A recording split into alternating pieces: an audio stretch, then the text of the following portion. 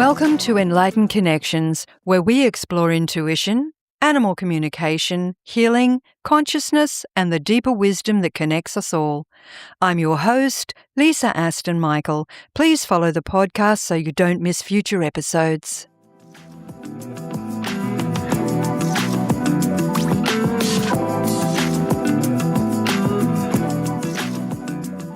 Welcome back to part 2 of my conversation with renowned past life regression hypnotherapist, Craig Meriwether. If you haven't yet listened to part 1, I encourage you to go back and start there, as Craig and I explored past life regression, reincarnation, soul healing, and the lessons our souls may carry across lifetimes. In this episode, the conversation takes a deeper and more personal turn as we explore spiritual awakening, consciousness, spirit guides, and some extraordinary experiences that challenge our understanding of reality and the nature of the soul. So let's rejoin the conversation with Craig Meriwether. I was trundling along quite happily in my own life as a musician. When I'll keep this as brief as I can. I started going through something.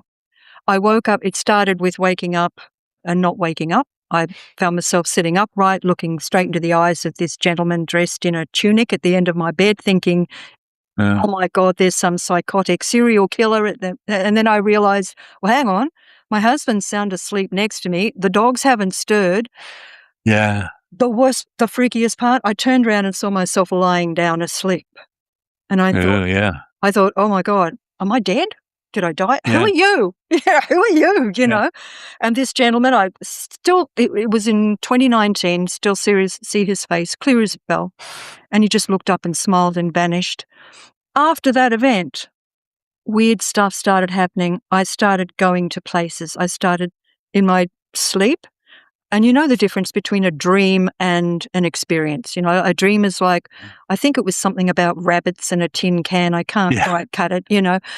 But an experience is like, I remember everything that happened. And Craig, I went to places. I saw architecture that doesn't exist here. I saw planets and colors. I saw a war going on out there in the galaxies. And I'm still me going, what the is happening here? And then I saw the apocalypse. I saw the whole thing was orange. I saw the 4 horsemen. I was there. I remember it, every moment of it. And I'm thinking, what's happening here? What's going on? It's not like you can go to your GP because he's going to give you a little script for Xanax or something. Yeah, or think you maybe had a mini stroke or something. Yeah. And this kept happening. And so I ended up talking to a medium spiritualist church person who gave me some insight and said, I think the spirit world is wanting to. And I'm thinking, well, I wish they would be just a tad more subtle because this is freaking me right out. But then as I started to unfurl spiritually, these things stopped. I could describe to you the architecture of these buildings. Some of them was semi-submerged. We could talk for hours on what I've seen. Yeah. But then it stopped. And bubkiss, nothing for the next, since maybe 2021. Yeah. So if what has happened there? Have people come to you with these events and said, Craig, what is happening? What is going on? Yeah. What is that? I've certainly had that conversation of not like situation like it, but like kind of a similar situation. I don't know. I don't know. I think we get a tiny little piece of the puzzle. Yeah. And it's fun to discuss over a glass of wine or a cup of coffee, but I don't think we ever really truly know and understand. And it can be quite frustrating. You're enjoying life. You're having a good life. You're minding your own business.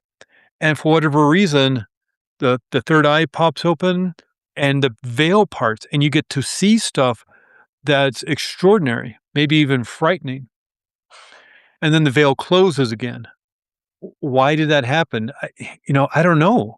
Maybe it was just a wrinkle in time. Maybe it was an accident. Maybe it was the way everything lined up and you just happened to wake up at the right time to be able to see all that if your husband woke up, maybe he would have too, but because he slept for another 10 minutes and felt you stirring around, then woke up, maybe he missed the gateway opening up, and it lasted for as long as it lasted because that's what you needed, or that's just it's sort of like maybe, back in the day, you could tap into your neighbor's cable TV so you didn't have to pay for it and that lasted for a year or 2, and then it just they got a new subscription or something, and it went away. I don't know. It's quite extraordinary, though, to Mm, have an experience like that, and frustrating and disappointing mm. and saddening even that it goes away. I've had experiences like that myself where it's like, "That was extraordinary. Where did it go? Why doesn't it happen again?" And it, you know, threw me a handful of times into despair. But Yeah. it all comes down because I hear people and I hear their stories like, "Well, I see angels and I see beings and hear trumpets blasting and Mm, I see the angels helping me and I communicate with." And I want that, but that's not my journey this time around. If you read the Paulo Coelho's The Alchemist, mm, he talks about your personal legend. Well, my personal legend this time around isn't that. mm. And it may be just, maybe I'm advancing to a point where, oh, you don't get the sparkles and the glitter and the rainbows and the unicorns. That's for, the little kids. I'm not making fun of people or not mocking them or Yeah. just like you are where you are and you learn what you learn and this is the time you're supposed to do it. But I get frustrated is they think that everybody should be able to do that. And Yeah. it's not there's 8 billion of us. We're all on some sort of track, and somebody may be in 1st grade, somebody may be in 6th grade, somebody may be in high school, somebody may be in university getting their master's degree in life. Do you think the mathematics is all the same? You think learning the mathematics is all gonna be the same? No, you're gonna learn different stuff. That doesn't mean 2 plus 2 equals 4 isn't awesome, Yeah. and finger painting 2 plus 2 equals 4 and putting glitter on it isn't fun, but it also, as you rise up, and that doesn't make not to say that I'm any sort of master anything, but just who knows where you are on the path. Yeah. And maybe you needed to see some things in order to move you forward, but the brain can only handle so much, you know? Yeah. It's Yeah. like putting all the stuff down the garbage disposal. It's like, well, if you don't, eventually it's going to block up your entire plumbing. Mm, So maybe you only are allowed to see bits and pieces. Sort of like, kids seem to be extraordinarily open to, extra information, maybe about past lives mm, or seeing mm, spirit beings and things. Of course, the parents are like, "Oh, it's just your imaginary friend," or "That's not real," or "Stop being silly," or Are you watching a TV show at your friend's house or something?" mm, But they may be connecting. I mean, that was all Ian Stevenson's work back in the 60s and 70s of going to these remote areas in the Middle East and India because and doing forensic investigation around children who are having really intense memories of past lives, of mm, families and villages 100 miles away that they couldn't get to and yet knew the homes, the buildings, the streets, and the people, and the nicknames, mm, and all this. mm. And you do this forensic evidence, and even if, like, he got a lot of it wrong, I mean, how many do you need to prove that this is right? 1? Yeah. If he Exactly. did 100 and 99 he got wrong, that still means 1 was right. Yeah. And there's this great William James quote. He's one of the pioneers of modern psychotherapy. He said, "To prove that all crows are not black, you only need 1 white crow. You don't need 100 white crows, you need 1 white crow." Now, it's cool to have 100 white crows, but it's this idea of, like, eh and in and of itself, there's no real explanation for it. How do you how do you understand all this 5D digital information with this 3D analog brain? It can only handle so much information, you know? And so, I don't know if you saw that movie, and if anybody listening saw that movie, Interstellar, with No, I Matthew haven't. McConaughey and Anne Hathaway. I mean, just really quickly, if people who have seen it will understand this, and I don't think I'm giving any spoilers away, and it's like a 15-year-old movie, so, you should have seen it already. Yeah. But, Should at have the very watched end it. of the movie, one, it's a beautiful movie. It's a great movie. Christopher Nolan, who did Inception and Dunkirk and the Batman movies, the Dark Knight movies. Anyway, it's a great movie.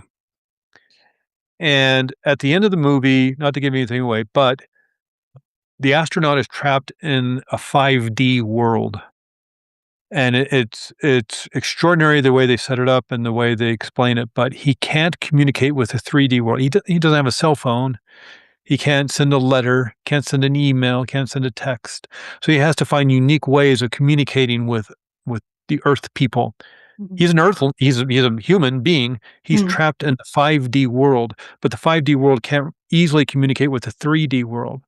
And so sometimes there may be misconnections or openings or flow of information that blows so hard it parts the veil, and Mhm. you just happen to open your eyes at the right time. Maybe that had been happening for years at 3 o'clock in the morning. The veil opens up in that time, in that space where you were. It's just happened that for whatever reason, something Mhm. woke you. A tree branch knocks against the window because it's windy. You wake up and you just happen to see it. You know, it's sort of like what would they talk about sometimes when you see the sunset, people say you can see that green flash right at the last minute when the sun dips behind the horizon Mm. and you see maybe a green flash. Well, if you don't look at the sunset, you're never going to see the green You know, flash, yeah, you yeah, know? yeah. And so it may not always happen. Maybe it never happens, but you just happen to maybe right time, right place because there was an anomaly. There was a glitch in the Yeah, matrix.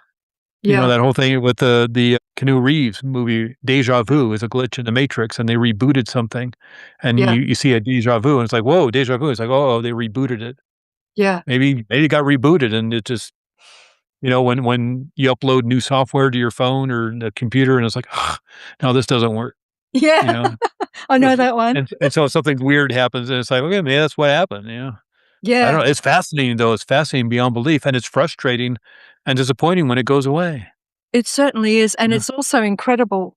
It's incredible how many people too are also talking openly about these kind of experiences. You know, you go back 20 years or so, people would never share these things, but they're more and more beginning to say, well, I've had this experience and I've seen angels and I've been to other places and I've done this and I've done that and this has happened to me. And it's absolutely fascinating that we're going through what we're going through now. And are you aware of, I don't know, I guess he's a kind of questionable fellow. People either like him or don't, David Clemens. You know David Clemens? He's That a sounds phys- really familiar. yeah, he's I don't a physicist and mathematician, but okay. he had some sort of experience where he now talks to the Arcturian people. Oh, Uh, okay, yeah. anyway, he's one of the scientists that is speaking about the clearer connection, I suppose, to this what we term 5D or different dimensions, different levels that are coming to us now, and where you were speaking about the veil is thinning. So that Yeah, veil is essentially 3 dimensions. It's like, here's a cup of coffee, here's a piece of paper, here's a phone. yeah, It doesn't exist. I mean, that messes with our minds beyond what we can cope with because we're so archaic. We think we're so advanced. I think we're yeah. going backwards in a lot of ways. But, I just want to get into what I want to talk about your book now. Now, what inspired you to Okay. write Past Lives Guidebook? There is 452 pages. Yeah, Not that I want to put um, people off, it's but yeah, and it's not a scary book, it's a fun book. no, no, it's great. It I have yes. if you love Joe Dispenza, if you love Greg Braden, if you love Lynn McTaggart and The Yeah. Field and The Intention Experiment and, The Power of Eight, if you love Malcolm Gladwell and his books, I love those books, and so it's really my attempt to put Greg Braden, Lynn McTaggart, and Malcolm Gladwell in the past life regression genre. And so it's fun information about consciousness and time and the remote viewing experiments the CIA was doing in the 1970s that prove that consciousness is non-local. That's not imprisoned within the brain, but you can see into underground bunkers and you can see across the world and you can move forward and backwards in time. The CIA, the United States government was doing that research with Stanford Mm, and it's putting that together with information about different cultures throughout time and their understanding, their theories, their philosophies around reincarnation and past lives, including, the Neanderthal burial sites. And is there any indication that they had some sort of philosophies around life after death, on how they buried their tribe or their community, their family? And so, in and of itself, I wrote the book due to my own curiosity. I heard about the remote viewing experiments. I wanted to understand more about it. Can it somehow be linked to getting information about past life or past lives, past life memories? And what about reality? I've heard that there are some scientists that say we're in a computer simulation, and other scientists say, no, we're in a holographic universe. No, it's really a parallel universe. No, no, no, it's the multiverse. Well, I want to try and understand more about that. How does that apply to past life memories? And on, tangent after tangent, until I thought, this might be a book. And then one thing leads to another, and it's like, oh, I finally finished. And then somebody says, yeah, but can you do past life regression? Can you do future lives? Like, huh. And so now, there's a whole section of the book about future lives. And 200-page book. Well, now it's a 250-page book, and now it's a 350, and then somebody says, "Well, what about future lives?" I'm like, "Okay, well, that's interesting." And now you send me down that rabbit hole, and so it's a book that it's not even you have to read linearly. You don't have to start with chapter 1. Start with chapter 15. Start with whatever chapter calls to you. But the point is more like a Malcolm Gladwell book. If anybody's familiar with his podcast, A Revisionist History, or one of his many books or articles he writes for the New Yorker, Mm. is that you can take divergent kind of information and then somehow weave it together so at the end you come to an even different conclusion than what you thought you were even talking about. Now, I'm not that obtuse about it all. It's obviously, we're talking about past life regression. But here's what some South American tribes think about reincarnation. Here's what Hindus back in the 5th century BC thought about it. Here's what Hindus think about it in more modern day. Here's what different sects of Buddhism think about it, which may be different. Line it all up. What do Christians think about past life and reincarnation? And so it's just lining all this information because I was interested myself. I was Mm. skeptical about it Mm. even. And so it's one of those things in my own life, I'm skeptical and a true believer all at the same time. Mm. I want to be sort of like the X-Files. I want to believe. And Mm. so therefore I'm going to go out and see if I can prove it to myself. Mm. I don't think I can, but a year later, whatever, year and a half later, I have all this evidence from different sources of even different topics and subject matters. And it Mm. somehow all ties together to, having this book.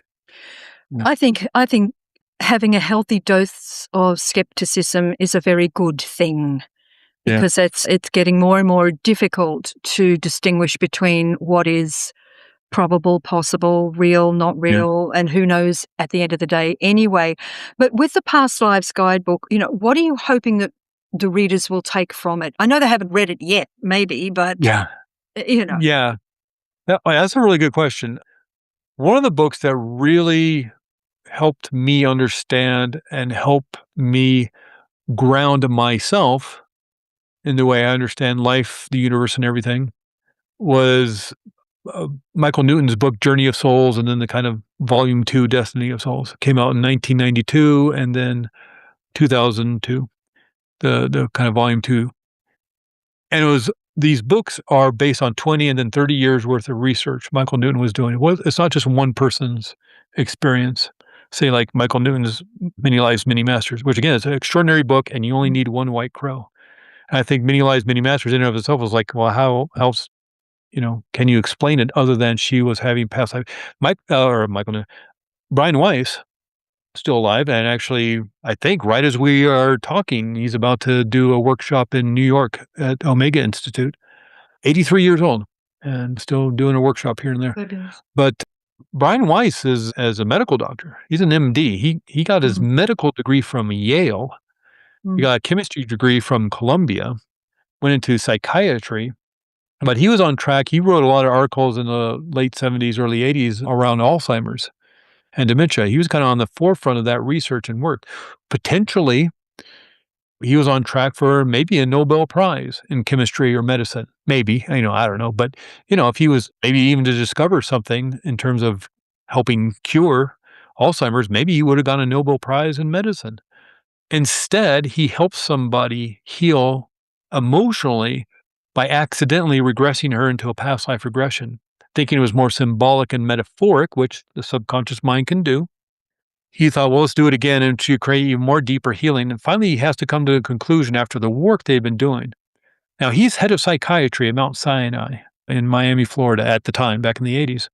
So he's not like a, a quack, if you will. Yeah, Pardon me. yeah. He's not a woo-woo He's got guy. the credentials. Yeah, Yeah, he's he's a science. left brain analytical academic. That's his words on how he describes himself. And yet this woman's having this extraordinary woo-woo experience. Yeah, And yet she's achieving great healing. He had worked with her for a year without any results. And this past life regression, these memories she was pulling in, was helping her create the healing she needed. She was also then getting personal information about Brian Weiss's own life.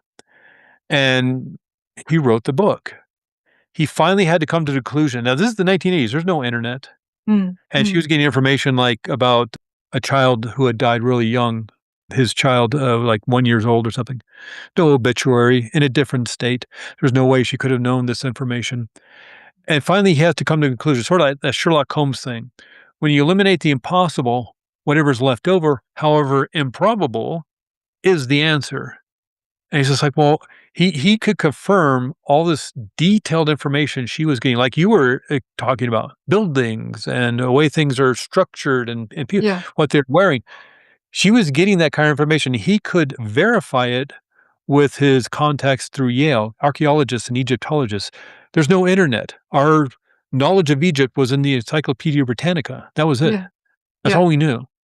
And so he could verify it and the weird, creepy information she was getting about his private life, he finally had to come to a conclusion, and he put his entire career at risk by putting out that book. He had a cushy, wonderful, lovely, abundant, and wealthy life as a psychiatrist, head of psychiatry. He could have coasted on that. Maybe continued his Alzheimer's research to get a Nobel Prize, maybe at some point. That was his track. Instead, he gave that all up to put this work out there to be ridiculed and humiliated in hopes that people would embrace it. And they did. And I think you can mark that publishing date in 1988 of Many Lives, Many Masters as the start of this modern day introduction of past life regression. Of course, people have been doing it in the past and stuff, but I think this is the more modern day introduction into it yeah, because Brian Weiss is a physician, because Michael Newton's book, Journey of Souls, that came out a few years later, 1992, is a doctor, as a psychotherapist. And because of their pedigree, if you will, because of their backgrounds, and they weren't woo-woo people mm, or more spiritual people, mm, that grounded people say, well, if they believe it, maybe I can too. And then be yeah, promoted by Oprah and whatever else. I think yeah, the modern day revolution of the past life regression movement started with Brian Weiss and that one person. You only need one white crow. yeah, And to have put his entire career of on blast to put out that book is pretty extraordinary. He didn't have to do that. He had a lovely life. He had an abundant life, a wealthy life of being a psychiatrist. He probably could have moved to New York and been a psychiatrist in Manhattan and just coasted the rest of his life, having a lovely time. Instead, he decided to light it on fire and put yeah. out this book about past life regression. That's extraordinary to me. Sounds like the Yeah. fire was within him. And I mean, I don't think we get to choose to be pioneers. I think some of us are here, and in your work, you might find this as Yeah. well. Some of us are here to blaze trail. Well, not me when I say us, but Yeah. there are those that are, yeah, like you say, you're quite comfortable life, huge Yeah. credentials, massive global respect. Why would you do something like this? Why would you do that? Yeah. And he would be crushed by his peers as well Yeah. as, but when You you've got imagine that conversation over the dinner table? oh, So, "Look, what do you think?" how long did that take, to finally get up the courage to maybe it was a no-brainer to him. That'd be an Yeah. interesting conversation. Maybe he's had it somewhere over the last 40 years, but Yeah. it's quite extraordinary. And It Michael Newton too. it's He hid all extraordinary that work. research until 1992. That was all under the table because he didn't want Yeah. anybody to know. But that was like 20 years of him working with people with life between lives, that kind of work. Yeah. Thousands of people over 20 years.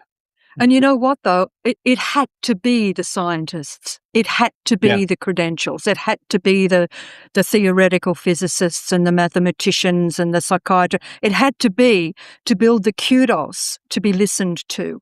Because if yeah, it had been Joe Schmo with the feathers in his hair coming out of the jungle in the Amazon, no doubt he would have been a true shaman and a true spiritual yeah, man. And yeah, but the general populace believing this person there over that person there, whether it's right or wrong, yeah, it's a no-brainer, you know? yeah.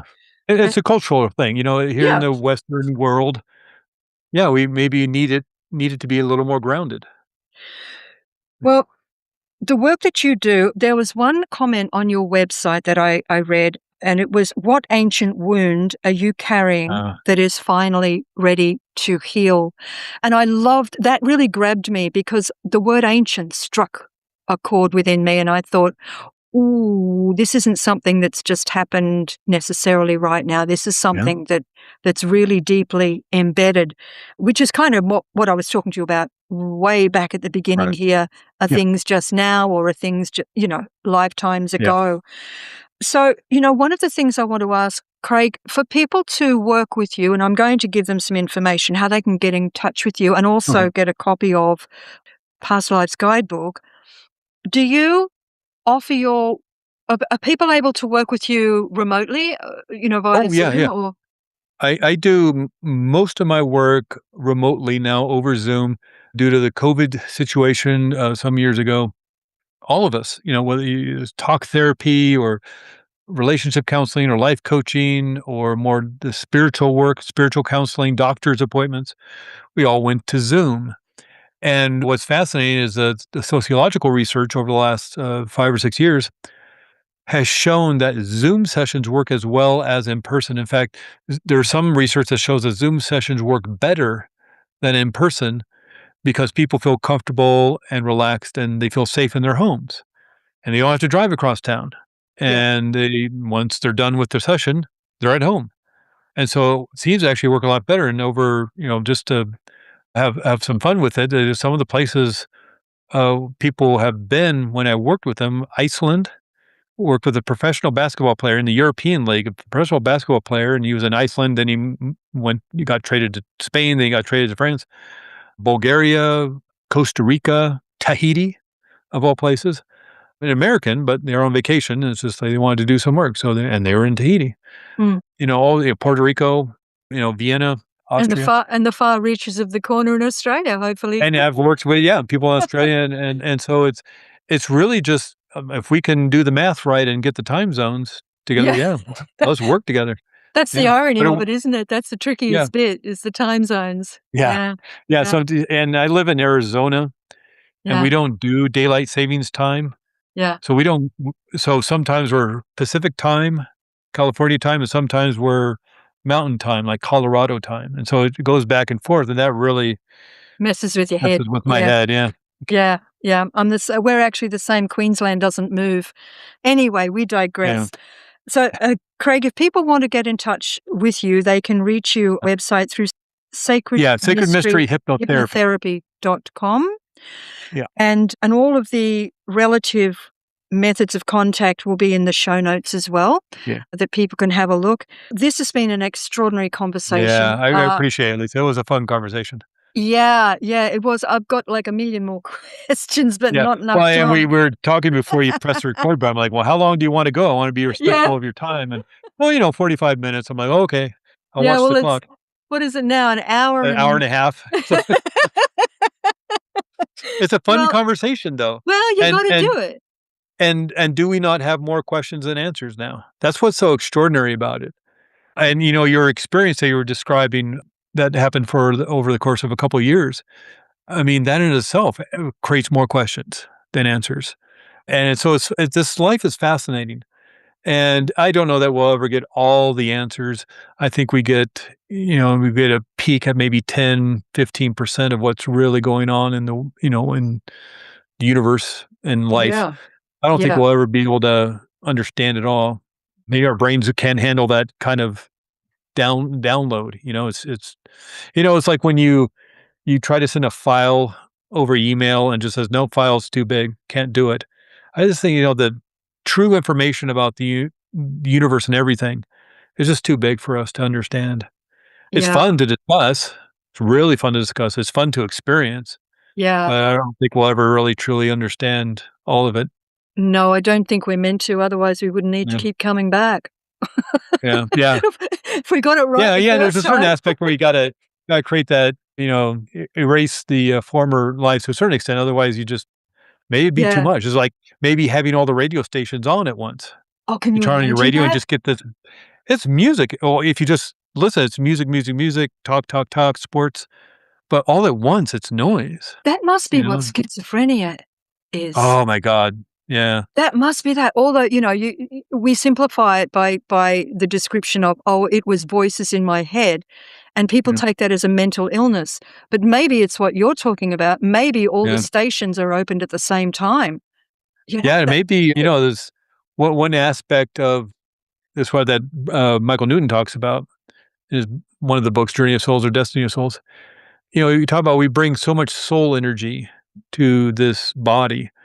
Other soul energy remains in that soul world, that life between lives. So you're only sending maybe 40%, 50%, 60%, depending on what you need to work on. If you send too much soul energy, you send 80% mm, of your soul energy to this body on earth, you may fry the connections. mm. And so the person may be wandering around your downtown, mumbling to themselves, Yeah, there's a maybe lot of because they that. fried themselves. They were here to help heal. They fried the connections, and now it's a problem.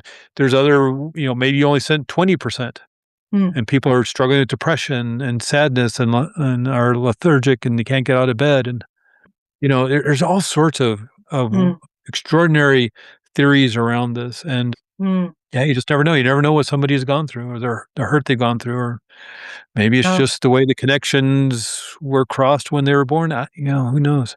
it's complex, isn't it? And, Yeah.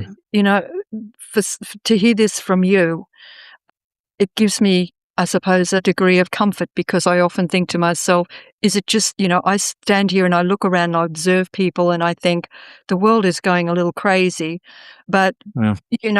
when you look at it like through the eyes of what we have to cope with in our physical world and with technology, we've got media coming out from every, cell. And I do my best to leave that behind because I can't cope with all that. And it's reflected in the mental health. You see people where I live, people wandering around talking to themselves all the time. They're broken vessels. They're just absolutely shattered and they cannot cope with what is happening in this world. And we've got to try and somehow maintain and sustain ourselves and our balance and our sanity through all of this insanity that we're experiencing right now. That's my perspective, not a professional perspective, just me Yeah, being right. No, I understand. just me Well, being a and human, it may be a good thing those that veil closed for you, because maybe for Yeah. them it remained wide open and they see too Yeah. much. Yeah. Wouldn't that all that you saw just in those couple of years, and not every day, not 24 hours a day, 7 Yeah. days a week, but Yeah. here and there over the course of a couple of years, and then that veil closed. Yeah.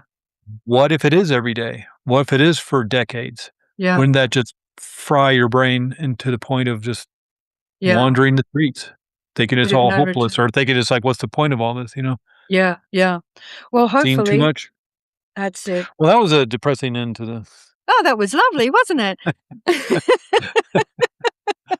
uh, And now for but my next it's one. extraordinary questions to ask, and of course, no answers No. really, maybe until we move to the other side again, but it's interesting to talk about, that's for sure. It is, but, until we do move to the other side, if there are listeners at the moment that feel that, "Hey, I feel that. I'm feeling like I've suffering from compassion fatigue, or there's things happening that I can't understand or comprehend. And I've gone to my local GP and it's not helping.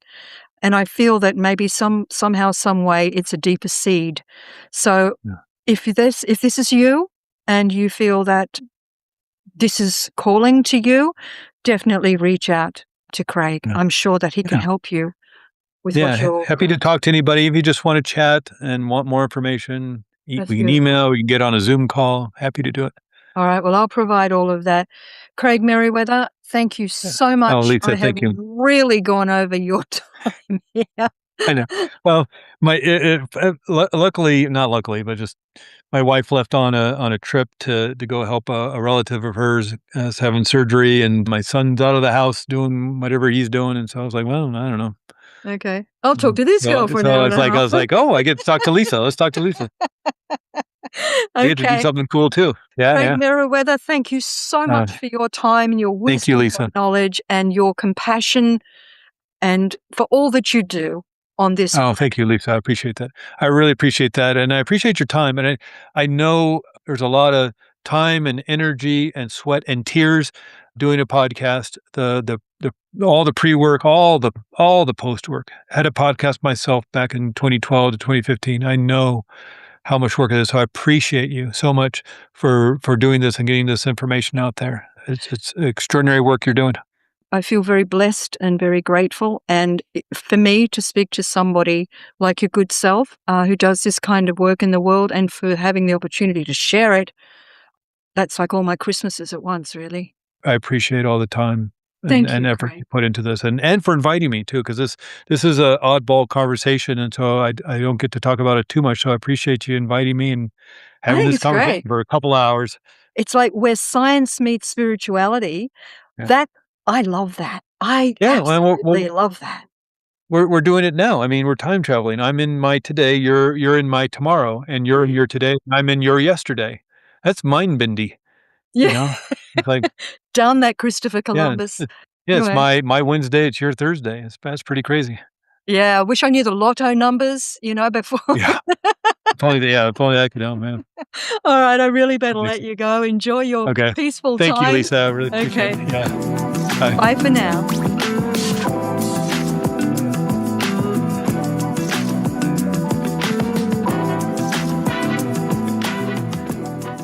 Thank you for being here and for listening to Enlightened Connections. I hope today's conversation offered you insight, reflection, or a deeper sense of connection. If this episode resonated, please follow or subscribe and share it with someone who may benefit. All resources mentioned in this episode are listed in the show notes. You can also join me inside the Enlightened Connections Facebook community. I would love to welcome you there. Until next time, take gentle care, stay connected, and trust the whispers.